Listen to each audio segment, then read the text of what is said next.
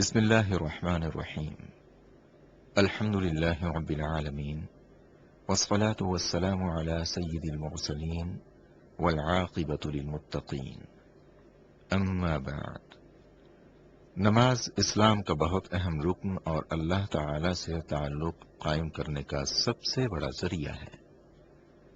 رسول اکرم صلی اللہ علیہ وسلم نے نماز کو اپنی آنکھوں کی ٹھنڈک قرار دیا۔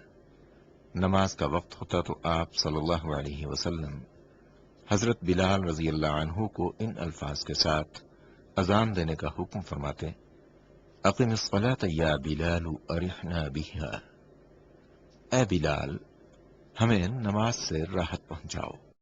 ابو داؤد۔ نماز کو رسول اکرم صلی اللہ علیہ وسلم نے جنت میں جانے کی ضمانت قرار دیا۔ حضرت ربیہ بن کعب اسلمی رضی اللہ عنہ رسول اللہ صلی اللہ علیہ وسلم کی خدمت میں حاضر رہتے اور نبی اکرم صلی اللہ علیہ وسلم کے لیے وضو کا پانی اور دوسری چیزیں لایا کرتے۔ ایک مرتبہ آپ صلی اللہ علیہ وسلم نے خوش ہو کر فرمایا: ربیہ مانگو، کیا مانگتے ہو؟ حضرت ربیہ رضی اللہ عنہ نے عرض کیا: یا رسول اللہ صلی اللہ علیہ وسلم، جنت میں آپ کی رفاقت چاہتا ہوں۔ آپ صلی اللہ علیہ وسلم نے فرمایا: تو پھر کثرت سجود سے میری مدد کرو۔ صحیح مسلم۔ یعنی تمہارے نامہ اعمال میں کثرت نماز میرے لیے سفارش کرنا آسان بنا دے گی۔ اللہ تعالی نے قرآن پاک میں کامیاب لوگوں کی نشانی یہ بتائی ہے کہ وہ لوگ نمازوں کی پابندی کرتے ہیں۔ سورۃ المؤمنون آیہ مبارکہ نمبر 9۔ نیز یہ کہ انہیں تجارت اور خرید و فروخت اللہ تعالی کی یاد، اقامت نماز اور ادائے زکوٰۃ سے غافل نہیں کرتی۔ سورہ نور آیہ مبارکہ نمبر 37۔ اللہ تعالی نے نماز کو اقامت دین کی تمام تر جد و جہد کا حاصل قرار دیا ہے۔ ارشاد باری تعالی ہے: اگر ہم انہیں زمین میں اقتدار بخشیں تو وہ نماز قائم کریں گے، زکوٰۃ ادا کریں گے، نیکی کا حکم دیں گے اور برائی سے منع کریں گے۔ سورہ حج آیہ مبارکہ نمبر 41۔ تکلیف، دکھ اور رنج کے وقت مومن کا یہی سب سے بڑا سہارا ہے۔ ارشاد باری تعالی ہے: اے لوگو جو ایمان لائے ہو، اللہ سے صبر اور نماز کے ساتھ مدد مانگو۔ سورہ بقرہ آیہ مبارکہ نمبر 153۔ حضرت ابراہیم علیہ السلام اللہ تعالی کے حکم پر اپنے اہل و عیال کو بیت الحرام کے پاس بے آب و گیاہ جگہ پر لے آئے تو بارگاہ رب العزت میں یہ دعا کی کہ میرے رب مجھے اور میری اولاد کو نماز قائم کرنے والا بنا۔ سورہ ابراہیم آیہ مبارکہ نمبر 40۔ حضرت اسماعیل علیہ السلام کے جن اوصاف کا ذکر قرآن مجید نے فرمایا ہے، ان میں سے ایک یہ بھی ہے کہ وہ اپنے گھر والوں کو نماز اور زکوٰۃ کا حکم دیتے تھے۔ سورہ مریم آیہ مبارکہ نمبر 55۔ رسول اکرم صلی اللہ علیہ وسلم کو بھی اس بات کا حکم دیا گیا کہ آپ صلی اللہ علیہ وسلم اپنے اہل و عیال کو نماز کا حکم دیں اور خود بھی اس کے پابند رہیں۔ سورہ طٰہٰ آیہ مبارکہ نمبر 132۔ قرآن کریم سے ہدایت حاصل کرنے والے خوش نصیب لوگوں کی اللہ کریم نے جو نشانیاں بتائی ہیں، ان میں سے ایک نشانی یہ بھی ہے کہ وہ نماز قائم کرنے والے لوگ ہیں۔ سورہ بقرہ آیہ مبارکہ نمبر 3۔ نماز میں غفلت، کاہلی اور سستی سے کام لینے کو اللہ تعالی نے منافقین کی نشانی بتایا ہے۔ ارشاد باری تعالی ہے: جب منافق نماز کے لیے اٹھتے ہیں تو کاہلی سے محض لوگوں کو دکھانے کے لیے اٹھتے ہیں۔ سورہ نساء آیہ مبارکہ نمبر 142۔ سورہ ماعون میں اللہ تعالی نے ان نمازیوں کے لیے ہلاکت اور تباہی بتائی ہے جو نماز کے معاملے میں غفلت اور بے پرواہی سے کام لیتے ہیں۔ قرآن مجید میں اللہ تعالی نے اقوام کی تباہی اور ہلاکت کا اصل سبب ترک نماز ہی بتایا ہے۔ ارشاد باری تعالی ہے، اللہ کے فرما بردار بندوں کے بعد ایسے نالائق لوگ ان کے جانشین ہوئے جنہوں نے نماز کو ضائع کیا اور دنیا کے مزے اڑانے میں لگ گئے۔ ایسے لوگ ان قریب گمراہی کے انجام سے دوچار ہوں گے۔ سورہ مریم آیہ مبارکہ نمبر 59۔ قیامت کے روز جہنمیوں کا ایک گروہ جہنم میں جانے کا ایک سبب یہ بیان کرے گا۔ اعوذ باللہ السمیع العلیم من الشیطان الرجیم، لم نکو من المصلین، یعنی ہم نماز نہیں پڑھتے تھے۔ سورہ مدثر آیہ مبارکہ نمبر 43۔ حالت امن ہو یا حالت خوف، گرمی ہو یا سردی، تندرستی ہو یا بیماری، حتیٰ کہ جہاد و قتال کے موقع پر عین میدان جنگ میں بھی یہ فرض ساقط نہیں ہوتا۔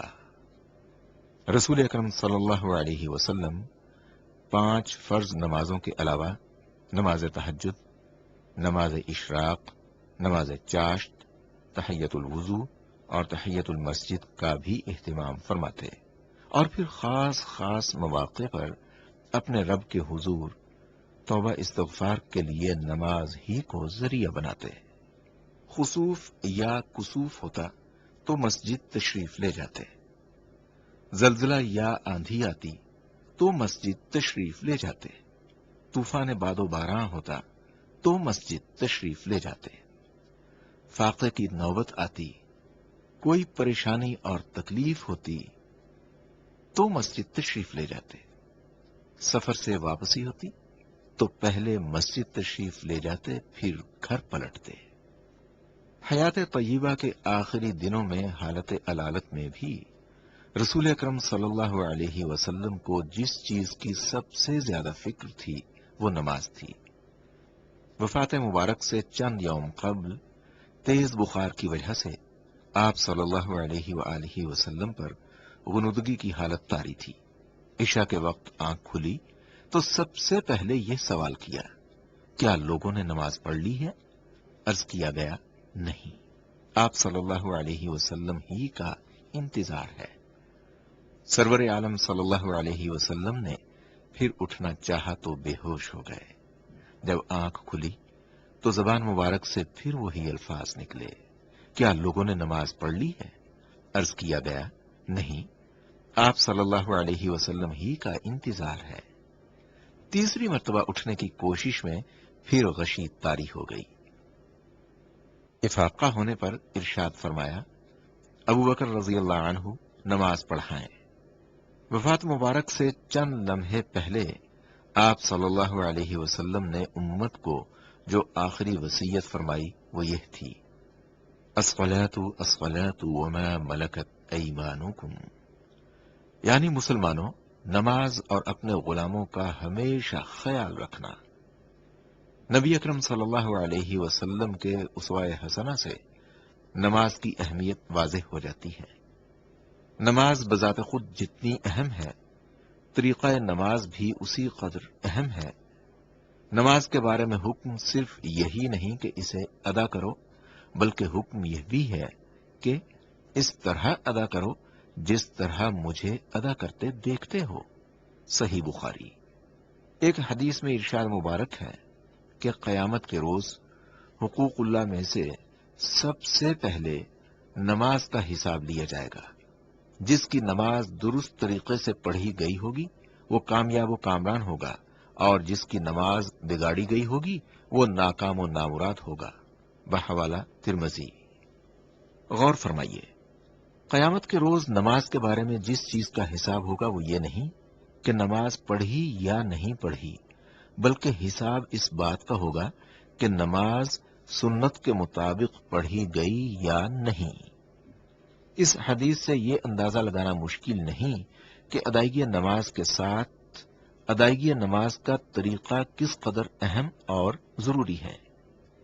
اس کی اہمیت کے پیش نظر طریقہ نماز سے متعلق احادیث صحیحہ سے جو اہم مسائل ثابت ہوتے ہیں وہ ہم نے اس کتاب میں جمع کر دیے ہیں۔ مسائل جمع کرتے اور ترتیب دیتے وقت ہم نے کسی خاص فقہی مسلک کو سامنے نہیں رکھا، نہ ہی کسی فقہی مسلک کو صحیح یا غلط ثابت کرنے کے لیے یہ مجموعہ مرتب کیا ہے۔ ہمارے پیش نظر صحابہ کرام رضوان اللہ علیہم اجمعین کا وہ مسلک ہے جس میں ایک صحابی حضرت حذیفہ رضی اللہ عنہ نے ایک آدمی کو نماز پڑھتے دیکھا جو رکوع اور سجود پورا نہیں کر رہا تھا۔ جب وہ آدمی نماز سے فارغ ہوا تو حضرت حذیفہ رضی اللہ عنہ نے اسے بلا کر کہا، تم نے نماز نہیں پڑھی، اور اگر اسی طرح کی نماز پڑھتے پڑھتے مر گئے تو طریقہ اسلام کے خلاف مرو گے۔ ایک دوسرے صحابی حضرت عبداللہ بن عباس رضی اللہ عنہما نے ایک شخص کو نماز عید سے پہلے نفل پڑھتے دیکھا تو اسے منع کیا۔ وہ شخص کہنے لگا، اللہ تعالیٰ مجھے نماز پڑھنے پر عذاب نہیں کرے گا۔ حضرت عبداللہ بن عباس رضی اللہ عنہما نے فرمایا، اللہ تعالیٰ تجھے سنت رسول صلی اللہ علیہ وسلم کی مخالفت کرنے پر ضرور عذاب دے گا۔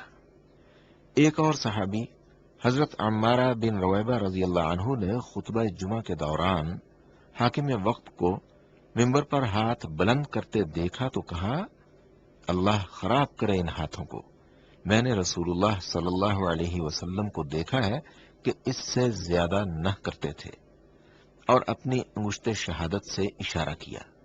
صحیح مسلم۔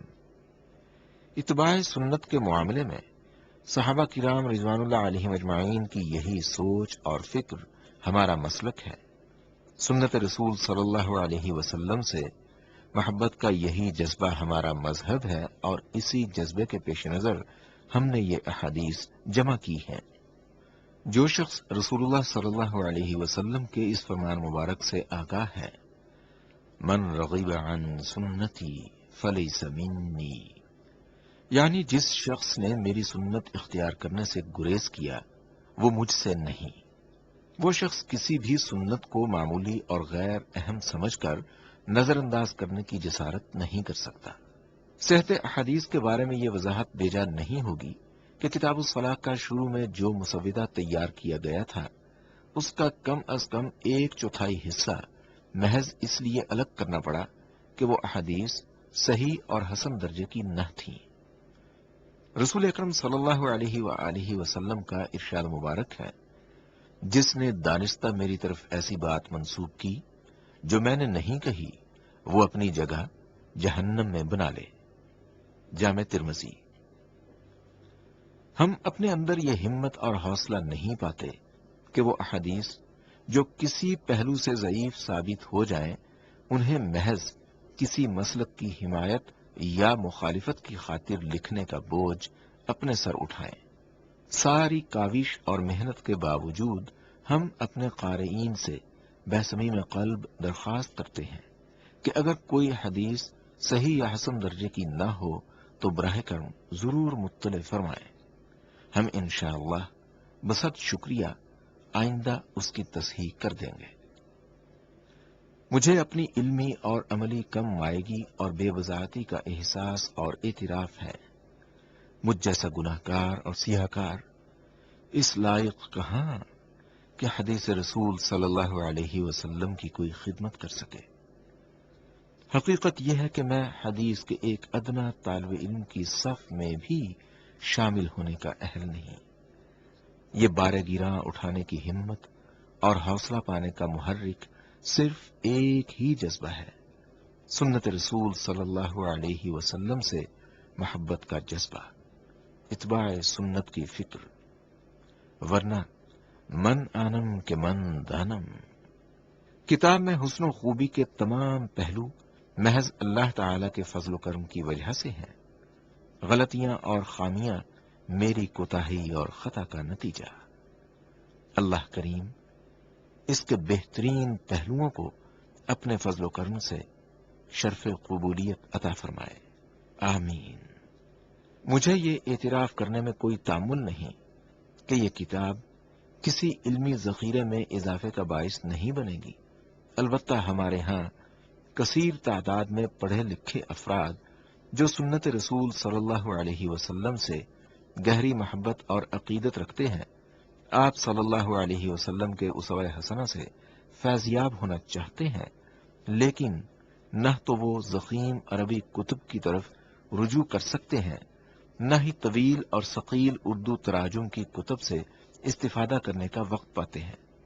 ان کے لیے یہ کتاب انشاءاللہ ضرور مفید ثابت ہوگی۔ آخر میں واجب الاحترام علماء کرام کا شکریہ ادا کرنا از بس ضروری سمجھتا ہوں، جنہوں نے اپنی بے شمار مصروفیات کے باوجود بخوشی اس کتاب کی نظرثانی فرمائی۔ علماء کرام کے علاوہ بعض دوسرے دوستوں نے بھی کتاب کی تیاری میں میری مدد اور رہنمائی فرمائی۔ اللہ تعالی ان تمام حضرات کو دنیا و آخرت میں اپنے انعامات سے نوازے، آمین۔ ربنا تقبل منا انك انت السميع العليم۔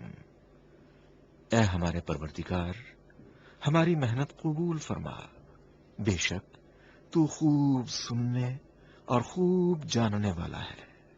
محمد اقبال کیلانی رضی اللہ عنہ: جعلت قرۃ عینی فی الصلاۃ، رواہ احمد والنسائی۔ رسول اللہ صلی اللہ علیہ وسلم نے فرمایا، میری آنکھوں کی ٹھنڈک نماز میں رکھی گئی ہے۔ اسے احمد اور نسائی نے روایت کیا ہے۔